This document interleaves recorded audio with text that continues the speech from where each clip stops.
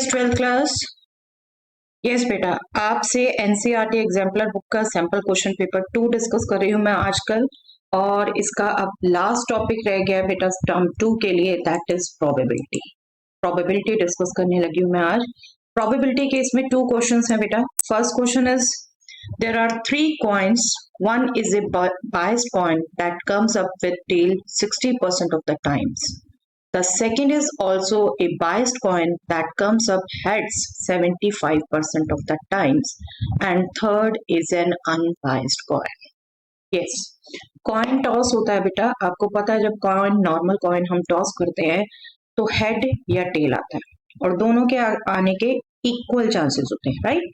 तो उसको हम बोलते हैं बेटा अनबायस्ड कॉइन, हेड और टेल आने के दोनों के इक्वल चांसेस। बट कई बार क्या होता है, जैसे आपको मैं पहले भी कई बार एग्जांपल देती हूँ, आप अगर कॉइन में एक तरफ च्युइंगम ही लगा के टॉस करो तो डेफिनेटली वो च्युइंगम वाला पार्ट नीचे चिपकेगा, ठीक है? तो दूसरी साइड ही ऊपर आएगी, तो वो बायस्ड कॉइन हो गया। तो इसी तरीके से कोई किसी तरफ मेटल का भार ज्यादा डाल के ऐसे भी बायस्ड हो सकते हैं कॉइन। तो आपको कहा है 3 टाइप के कॉइन्स हैं। एक कॉइन जो बायस्ड है जिसमें टेल 60% टाइम्स आता है, ओके। दूसरा कॉइन वो भी बायस्ड है, उसमें हेड्स 75% टाइम्स आता है, और तीसरा अनबायस्ड है, okay. First biased 60% times tail आता है, सेकंड बायस्ड 75% हेड आता है, और थर्ड अनबायस्ड जिसमें दोनों के आने के इक्वल चांसेस हैं, ठीक है। One of the 3 coins is chosen at random and tossed. तीनों में से कोई भी एक कॉइन चूज किया गया है और उसे टॉस किया गया है। It showed heads. Head show हो रहा है। What is the probability that it was the unbiased coin? I hope बेटा जो मेरे साथ क्वेश्चन करते रहे हैं बिल्कुल उन्हें दोनों एक्टिविटी भी क्लियर हो गई होंगी और प्रोबेबिलिटी किसकी निकाल रहे हैं, क्या थ्योरम यूज करनी है, ये भी क्लियर होगी। But let me just explain.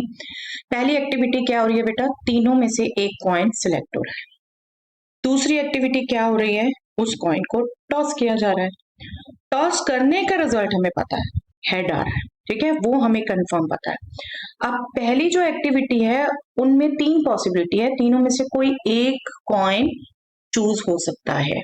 तो ये जो पहली एक्टिविटी के आउटकम्स हैं ये हमें दे रही हैं पार्टीशंस, राइट? और जो इनसे डिफरेंट एक्टिविटी हुई है कि कॉइन टॉस हुआ, उसमें हेड अपीयर हुआ, उसका हमें डेफिनेट रिजल्ट पता है, ठीक है। अब कहा क्या है, what is the probability that it was the unbiased coin. Unbiased coin choose हुआ होगा, ये क्या प्रोबेबिलिटी है? दैट मीन्स पार्टीशन की एक आउटकम की प्रोबेबिलिटी निकालनी है, गिवन ये दिस आउटकम्स की हेड अपीयर हुआ है, okay. That means Bayes theorem use होगी, ओके। तो चलिए 1 बाय 1 पहले इवेंट्स लिखते हैं बेटा। इवेंट्स, पहली activity based,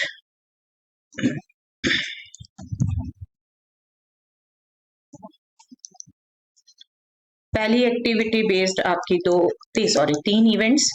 E1, first coin is selected, okay. अब फर्स्ट, सेकंड, थर्ड हम इसी ऑर्डर में लेंगे जैसे क्वेश्चन में दिया बेटा। E2, second coin is selected,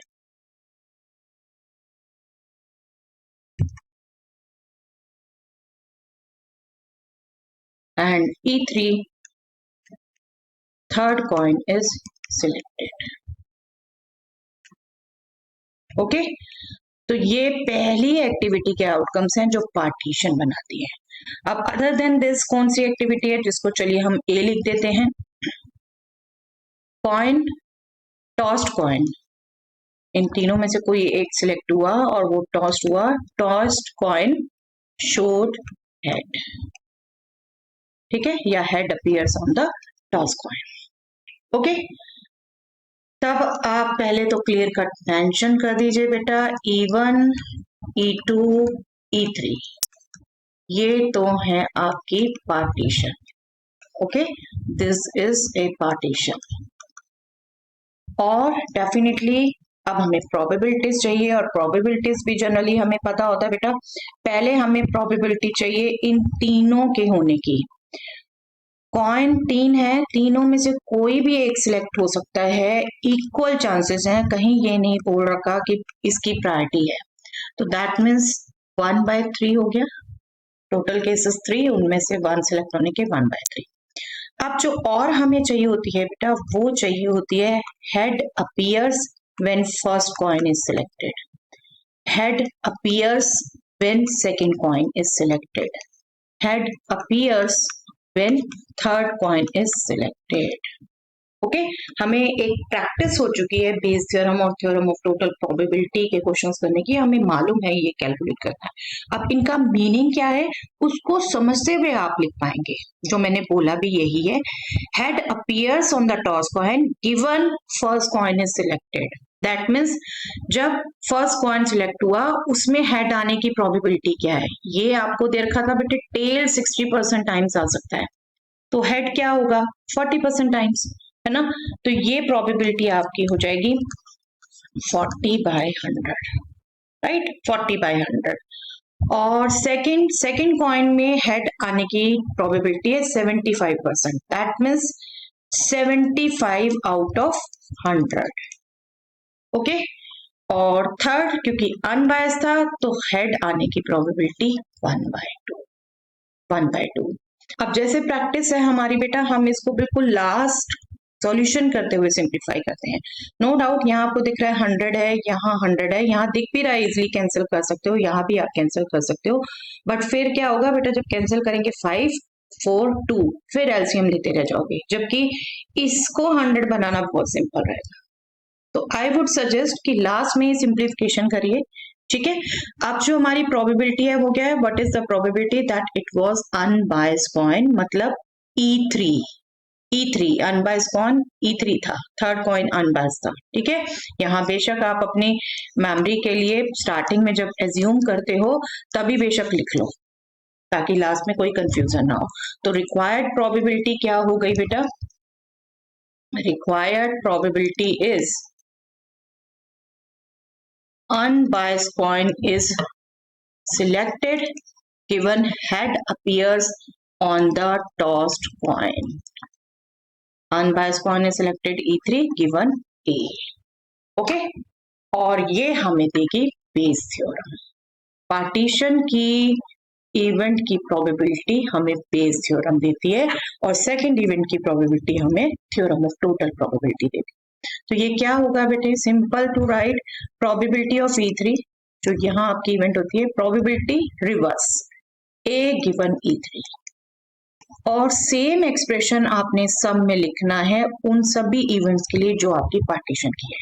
यहाँ 3 है, आप चाहे तीनों लिखे चाहे समेशन फॉर्म में लिखते हैं, मैं अभी समेशन फॉर्म में लिख देती हूँ बेटा, EI probability A given EI, ठीक है, I goes from 1 to 3 here, ठीक है, 1 to 3। अब प्रोबेबिलिटी E3 1/3 थी, प्रोबेबिलिटी A गिवन E3 1/2 थी। अब नीचे आ जाइए, पहले E1 के लिए, ये तो प्रोबेबिलिटी E1 E2 E3 ये तो 1/3 है बेटा सब में। Second probability A given E1 थी 40/100 प्लस 1/3 सेकेंड इवेंट के लिए भी है, probability A given E2 75/100 plus 1/3 है ये भी, और प्रोबेबिलिटी ये तो न्यूमरेटर वाली ही लिखनी है बेटा, in fact unbiased coin 1/2।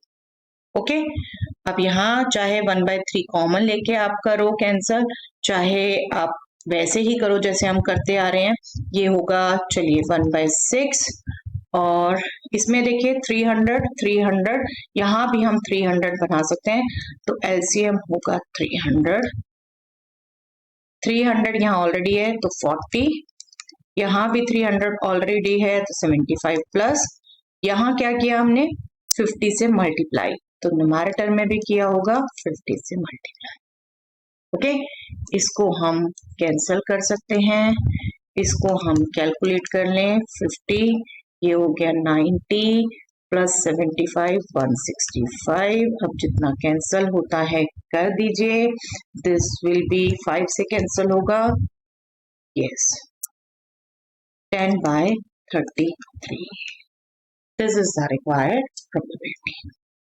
okay, I hope बेटा अब तक आपको भी खूब कॉन्फिडेंस आ चुका है और सिंपल लगते हैं आपको भी ये question.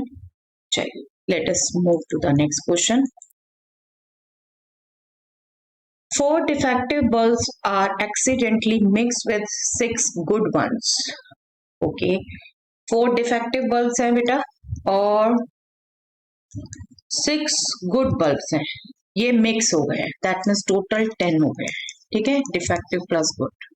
If it is not possible to just look at a bulb and tell whether or not it is defective, bulb के तरफ देख के सिंपली बताना अगर पॉसिबल नहीं है कि ये डिफेक्टिव है या नहीं, find the probability distribution of the number of defective bulbs if 4 bulbs are drawn at random from this lot.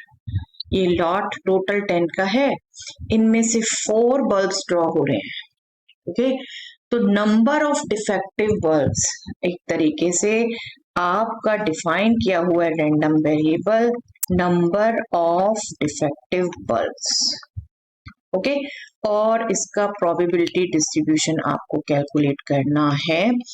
अब आप देखो 4 बल्ब डिफेक्टिव है बेटा, टोटल 10 बल्ब्स हैं और 4 ही ड्रॉ हो रहे हैं, तो मिनिमम कितने डिफेक्टिव ड्रॉ हो सकते हैं? 0, एक भी ना हो, और मैक्सिमम 4, चारों के चारों हो जाए, ये भी हो सकता है ना। तो 0 से 4 तक x वैल्यू ले सकता है। अब इनकी आपने प्रोबेबिलिटी कैलकुलेट करनी है। प्रोबेबिलिटी भी देखिए बिल्कुल ऐसे हम हेड टेल में भी बहुत क्वेश्चन कर चुके हैं। नाउ प्रोबेबिलिटीज, चलिए प्रोबेबिलिटीज पहले 1 बाय 1 कैलकुलेट करते हैं, फिर उसको टेबल फॉर्म में कन्वर्ट कर देंगे, क्योंकि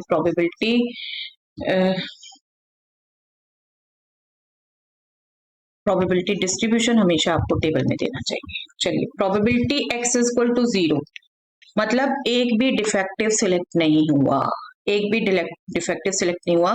बट अब प्रोबेबिलिटी निकालनी है बेटा। देखो फेवरेबल में क्या हो गया, 4 में से एक भी सिलेक्ट नहीं हुआ 0, और 6 गुड में से सारे सिलेक्ट हो गए, दैट मीन्स 4 ड्रॉ कर रहे हैं ना। और टोटल केसेस क्या हुए बेटे, 10 टोटल थे उनमें से 4 सिलेक्ट हुए, 10 टोटल थे उनमें से 4 सिलेक्ट हुए।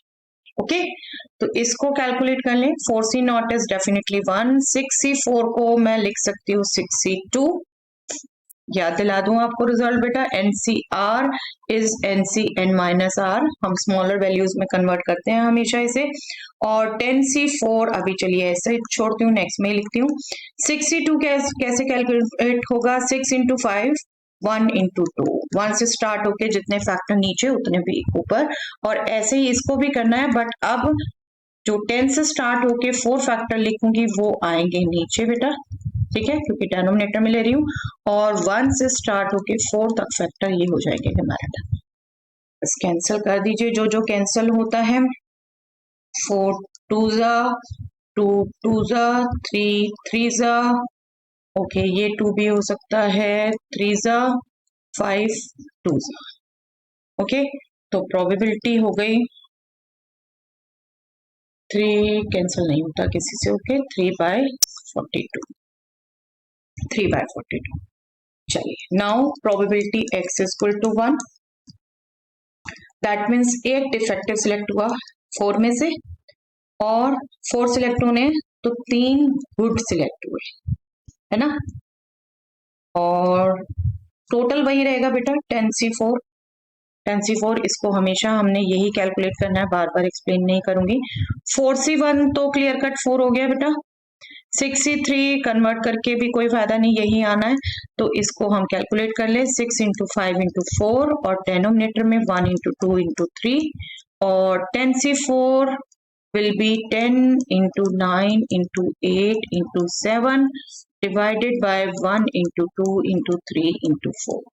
इसको चलिए मैं एक बार कैलकुलेट यहीं करके रख लेती हूँ ताकि बार बार ना कैलकुलेट करना पड़े। 2 5 जा, 4 2 जा, 3 3 जा, तो ये हो गया मेरा बेटे 210, है ना, 210। बल्कि मैं अभी 210 भी रख सकती हूँ, इसको भी मैं यही रख सकती थी ताकि मैं आगे टोटल कैलकुलेट कर सकूं। चलिए 2 3 जा, 3 3 कैंसल, तो ये हो गया 80। बिल्कुल देखिए सिंप्लीफाई हम कर सकते हैं। यहाँ पर मैं कर ही देती हूँ, आप जब कर दिया तो ऐड करने के लिए देख लेंगे, चेक कर लेंगे। This will be 8/21, right, 8/21। Denominator अब ध्यान रखिए बेटा 210 है, 10C4 हम दैट मीन्स बार बार कैलकुलेट नहीं करेंगे, इस सभी में कैलकुलेट करना है। चलिए probability x is equal to 2, that means 2 defective हुए, 4 में से 2 डिफेक्टिव हुए तो 6 में से भी 2 गुड सिलेक्ट हुए। Okay, this will B 10C4 itself. इसको मैंने आपको कहा अब 210 हम बार बार कैलकुलेट नहीं करेंगे। 4C2 क्या हो गया बेटा, 4 into 3 divided by 1 into 2। 6C2 क्या हो गया, 6 इंटू 5 डिवाइडेड बाई 1 इंटू 2। ये जितना कैंसिल होता है कैंसिल करिए, this will B 90/210. Okay, and this will be 33/37, 3/7. अब आ जाए probability x is equal to 3, that means 4 defective में, आई थिंक बेटा सिंपल लग रहा है, आप तो एक बिल्कुल फ्लो में बन गया। 3 डिफेक्टिव सिलेक्ट हुए और 1 गुड सिलेक्ट हुआ, टोटल वही है 10 में से 4। 4C3 को डेफिनेटली मैं 4C1 लिख सकती हूँ, अभी जो रिजल्ट बताया। 6C1 6 हो गया बेटा और 10C4 210, अभी कैलकुलेट किया। 4C1 भी 4 है, आप इसको जितना कैंसिल करना चाहे कर सकते हैं, और ये भी हो सकता है, दैट मीन्स 4/35। चलिए करते करते डिनोमिनेटर सारे डिफरेंट हो गए बेटा, कोई बात नहीं, देखते हैं, क्योंकि सम तो हमने जरूर चेक करना है, 1 आना चाहिए, प्रोबेबिलिटी डिस्ट्रीब्यूशन में करना चाहिए। यस, 4 के 4 हमारे डिफेक्टिव सिलेक्ट हुए, दैट मीन्स एक भी गुड सिलेक्ट नहीं हुआ, एक भी गुड सिलेक्ट नहीं हुआ। And 10C4, 4C4 is 1, 6C0 is 1, 10C4 is 210, so this is 1 divided by 210. Okay, एक बार मैं अगर सबको ध्यान रख लूं बेटा ताकि मुझे ऐड करने में इजी रहे, दिस वाज 224 डिवाइडेड बाय 210, ये भी 210 वाला एक्सप्रेशन है हमारे पास, और इसमें भी 210 वाला एक्सप्रेशन है। इसको 210 वाला मैं एक्सप्रेशन अगर ध्यान रखूं तो दिस वाज 215/210, दिस वाज 15। मैं चेक यहीं कर लेती हूँ बेटा, प्रोबेबिलिटीज इन्हीं का सम चेक करना है। 210 डिनोमिनेटर सेम रखने हैं तो 15 plus 80 95, 95 plus 90 that means 185, 185 plus 25, okay, 185 plus 25, yes हो गया बेटा 210, तो बिल्कुल ठीक है। ओके, चलिए प्रोबेबिलिटी डिस्ट्रीब्यूशन लिखते हैं अब। Therefore probability distribution is, probability distribution हमेशा टेबल में लिखिए और प्रोबेबिलिटी उसमें बिल्कुल सिंपलेस्ट फॉर्म में लिखिए बेटा। यहाँ हम लिखेंगे x और यहाँ लिखेंगे probability of x। Let me just change the colour, okay, let me just take black. यहाँ x और यहाँ प्रोबेबिलिटी ऑफ x, x की वैल्यू है 0, 1, 2, 3, 4। ओके, जो हमारी सिंप्लीफाइड आती रही 4 पे तो 1/210 थी, क्लियर कट। बाकी हम एक बार रिकॉल कर लेते हैं। 4/35, 3/7, चलिए ये 2 लिखते हैं पहले। This was 3/7, this by 4/35. Okay, अब पिछली दो 8/21 and 3/42. 8/21 and 3/42. सम इनका 1 आ रहा है, ये हम चेक कर चुके हैं, आप बिल्कुल कॉन्फिडेंटली यहाँ लिख सकते हैं। ओके, और चेक करना चाहिए बेटा, इसी से कई बार गलती आपकी पकड़ी जाती है। Okay, so that's all for the day बेटा। अब ये पेपर पूरा डिस्कस हो गया टर्म 2 के according. Okay, I hope it will be beneficial for you. जरूर अपने आप भी करके देखिए बेटा, सुनना काफी नहीं होता, बार बार कहती। ओके, चलिए that's all for the day.